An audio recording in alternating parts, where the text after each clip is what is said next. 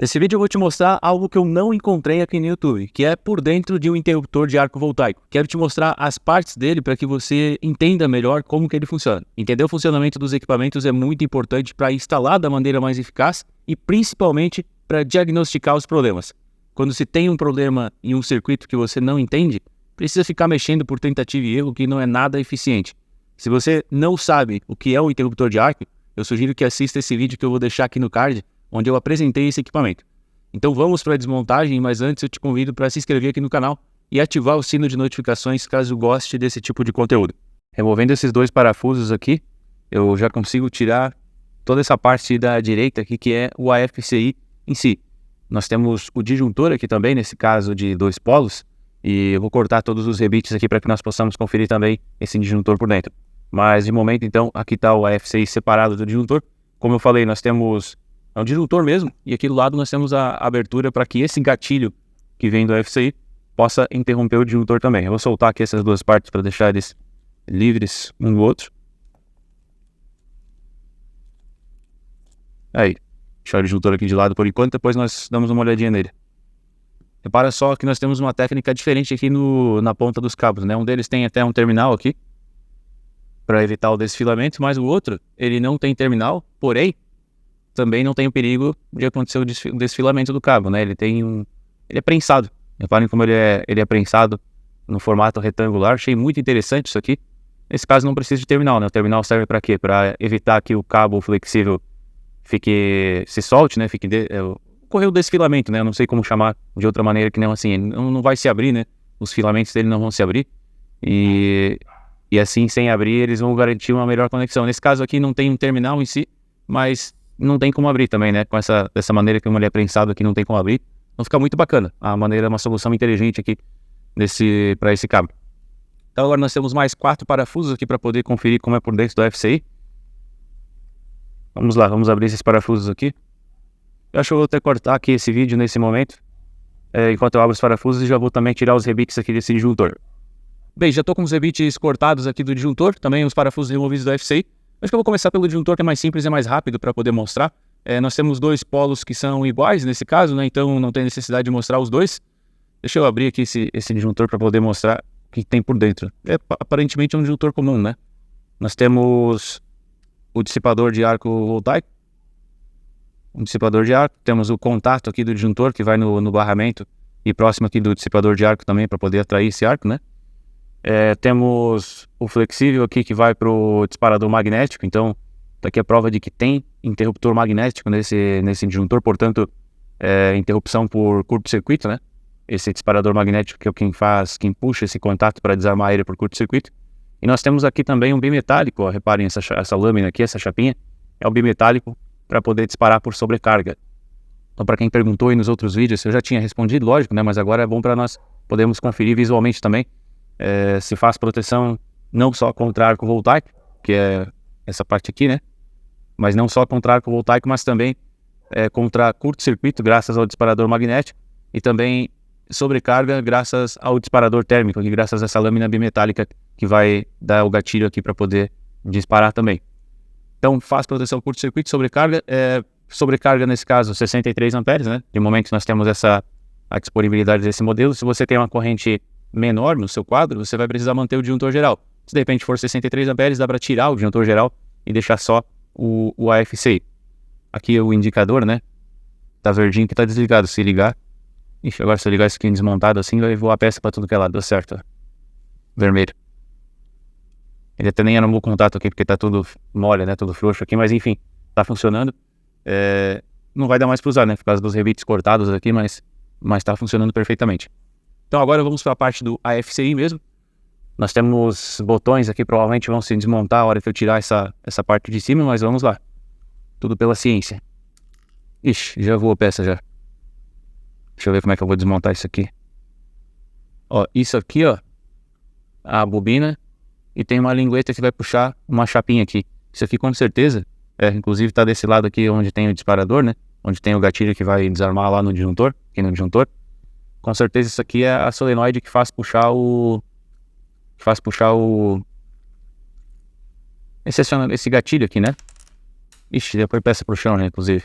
Esse é o tipo de coisa que você desmonta uma vez e nunca mais consegue montar de novo. Bom, então aqui está uma das partes, né? Aqui nós temos o botão de rearme e aquela chapinha, essa chapinha aqui, essa branquinha é o que faz puxar o... É o gatilho, basicamente, né? Não é que faz puxar, ela é o gatilho. Essa protuberância aqui para fora é o que fica pro lado de fora e vai lá dentro do disjuntor. Então, aquela lingueta, inclusive é justamente a parte que caiu no chão, que vai dentro dessa solenoide aqui, ó. A pecinha metálica que vai dentro dessa solenoide.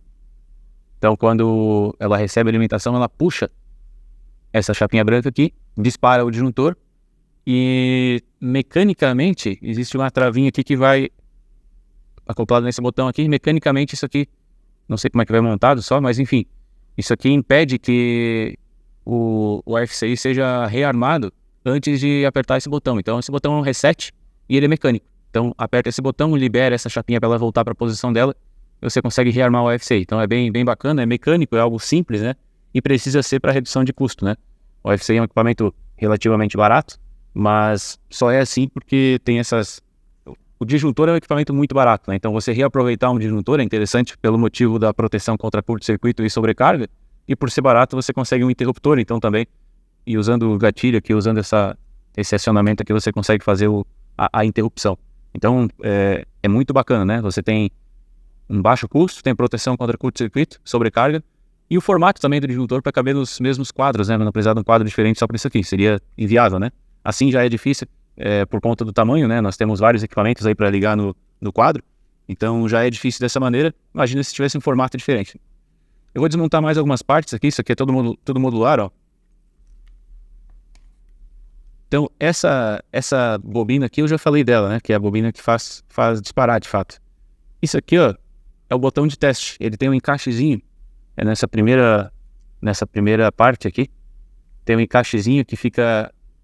Essas duas chapas, elas ficam aqui. A chapa reta fica aqui e a chapa curvada fica nesse lado direito. E aqui em cima vai o botãozinho, inclusive caiu aqui para dentro, ó, se você ver ali, tá o botãozinho laranja ali dentro. Ele caiu aqui para dentro, mas é o botãozinho de teste. Então quando você aperta o botão de teste, o que você está fazendo é encostando essas duas chapas uma na outra. E aí quando dá o contato, então ele entende que esse botão está sendo pressionado. Vamos continuar com a nossa análise aqui. Esse aqui é um dos cabos de fase, nesse caso. Ele vai direto, se você reparar, ele conecta lá embaixo aqui, né? Ele conecta lá embaixo no disjuntor e depois ele vem direto aqui para a saída. O neutro, mesma coisa, né? Só que o neutro ele não conecta no disjuntor, ele conecta em cima mesmo no FCI, né? Então tá aqui um dos lados neutro, do outro lado tá aqui embaixo. Porém, existe uma conexão para poder fazer leitura desse neutro, né? Repare que ele tá pegando provavelmente a alimentação daqui. Então tá pegando ali desse ponto aqui. E aqui também no vermelho, né? E se vocês repararem, aqui nesse vermelho que é o da fase, isso aqui vai lá no disjuntor e vem aqui na saída também e pega também a alimentação, né? Isso aqui é na saída. Então, se você interromper aqui esse disjuntor, você interrompe também a alimentação dessa placa. Então, caso se tenha algum problema de curto-circuito, por exemplo, dentro dessa placa aqui, o próprio disjuntor dela vai desarmar, porque tudo isso aqui, essa alimentação está sendo pega da saída do disjuntor e não da entrada. No caso da fase, nós temos um TC aqui também. Eu não sou um especialista em eletrônica e o nosso público aqui do canal, a grande maioria, não é também. Então, não acho que seja viável uma explicação muito detalhada falando de capacitores, transistores, microcontroladores aqui. Não cabe a mim porque não sou especialista nesse assunto e eu acho que também quem assistir esse vídeo não tem tanto interesse também nisso, né? Eu vou fazer uma explicação mais rasa aqui mesmo, só para nós podermos ter uma base então de como que é o funcionamento, né? No caso então dessa fase aqui, voltando, nós temos um pequeno TC aqui também e a alimentação então pega de fase neutra. Eu já falei em outro vídeo aqui da alimentação. Nós temos alimentação que pode variar entre 110, 127, 220, 254, 380, 440, 480 também, que é uma tensão que não é comum, né, mas pode receber essa alimentação também. Não sei se eu acabei esquecendo de citar alguma, mas é basicamente todas as tensões que nós temos aqui no Brasil. E essa alimentação vem de fase neutra, então se você tem 440, a tensão que vai chegar efetivamente aqui no aparelho para a placa mesmo, ela é bem menor, né, a tensão de fase neutra, né, teria que dividir então por 1.73 aí para saber. E, enfim, dentro dessa placa, como eu falei, é uma placa eletrônica, né, nós temos circuitos aqui que vão fazer a análise da corrente. O que acontece? Existem duas formas de explicar isso, que uma delas é falando da corrente que ela deixa de ser senoidal, ela vai ficando quadrada, né? Vai se aproximando de uma onda mais quadrada. Mas por que isso acontece? Por conta da distorção harmônica. E a distorção harmônica se analisa no espectro da frequência. E então são frequências essa distorção, ela acontece em frequências bem mais altas, né? Nós temos uma, entre aspas, aí falando com uma linguagem bem simples, né? Uma poluição. Quando há um arco voltaico, ele gera uma poluição na rede, e essa poluição se dá em frequências mais altas. Só que quando você tem uma corrente, a senoide fundamental, que nós falamos, a senoide fundamental, ela se dá, por exemplo, em 60 Hz. E a distorção harmônica, ela se dá em frequências mais altas, que são múltiplas da frequência fundamental. Então, acontece em frequências bem mais altas, e por isso, então, que quando eu falo de análise no espectro da frequência, essa placa aqui, ela vai fazer esse tipo de análise, né? E, enfim, então, é algo complexo para que seja feito por um ser humano, seria bem difícil, né? Alguém ficar analisando direto. Então, é sim uma tarefa complexa, mas como eu já falei em um vídeo anterior, isso aqui não é um equipamento inteligente que vai analisar todo o seu circuito. Ele vai detectar os arcos voltaicos através dessa característica deles de ruído em alta frequência, né? Então, não é um equipamento inteligente, é quem fez esse equipamento, né? O equipamento em si é uma placa que vai processar essas informações e vai disparar o circuito, então, quando for necessário. Então, é uma eletrônica, apesar de pequena, que a placa tem sua complexidade, né? Eu já falei em outro vídeo, é interessante que se tenha um DPS nessa instalação. É interessante, na verdade até é obrigatório, né, nas instalações ter DPS, mas é interessante pelo fato de que, como nós temos uma eletrônica embarcada, isso aqui está um pouco mais sujeito a variações de tensão, né, a problemas devido à variação de tensão. Lógico, a variação de tensão, se a tensão se elevar ou reduzir, tem uma tolerância muito grande, né? Como eu falei, isso aqui vai até as instalações trifásicas e até 480 volts. Então, tem uma tolerância muito grande a sobretensões e subtensões. A questão são os surtos, né? Que é justamente o que o DPS vai proteger. Então, contra surtos é muito interessante ter esse DPS. Deixa eu ver se dá para remover mais uma parte aqui. Dá. Vou tirar essa última parte aqui só para mostrar com mais detalhes. Ó, o botãozinho de teste apareceu, né?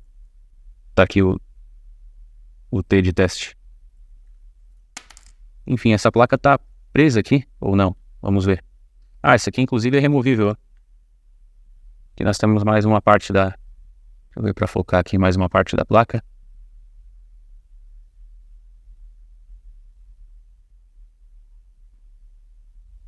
Os LEDs, né, aqui da frente de indicação. Para quem me pergunta se é possível utilizar isso aqui com máquina de solda, a resposta que eu dei para todo mundo foi que eu vou testar, porque o que acontece? A máquina de solda ela trabalha com um arco, né? Então, teoricamente, o disparo vai acontecer. Porém, nós temos um transformador na entrada dessa máquina de solda, não necessariamente todos os modelos, eu não conheço todas as máquinas de solda, não é minha especialidade, então eu vou ter que pegar algumas para testar, mas nós teremos um transformador, e o transformador, ele isola frequências muito altas, ele acaba se tornando um filtro para frequências muito altas, porque o indutor ele atrasa a corrente. Então, se nós temos um arco voltaico de um lado, um transformador no meio e o FCI do outro lado, esse transformador que está aqui no meio, ele vai acabar isolando as altas frequências que vêm do arco voltaico, pelo menos parte delas, e aí vai depender da potência do transformador, vai depender de uma série de fatores, mas o transformador é um indutor, e o indutor é justamente utilizado como filtro para altas frequências, ele atrasa a corrente, e como a frequência é muito alta, varia muito rapidamente, não chega a dar tempo, justamente por ele atrasar a corrente, não chega a dar tempo desse sinal chegar com relevância do outro lado. Então pode ser que o FCI não vá disparar justamente por conta desse filtro, e aí aquelas altas frequências que essa placa aqui vai detectar, elas acabam não sendo detectadas. Então, se você tem interesse de saber se o FCI pode ser utilizado com máquina de solda, verifica a sua inscrição aqui no canal, verifica se o sino de notificação está ativado, porque logo vai sair esse vídeo. Assim que eu conseguir uma máquina de solda para nós podermos fazer esses vídeos, eu vou fazer os testes também, vai sair um vídeo com esse tema.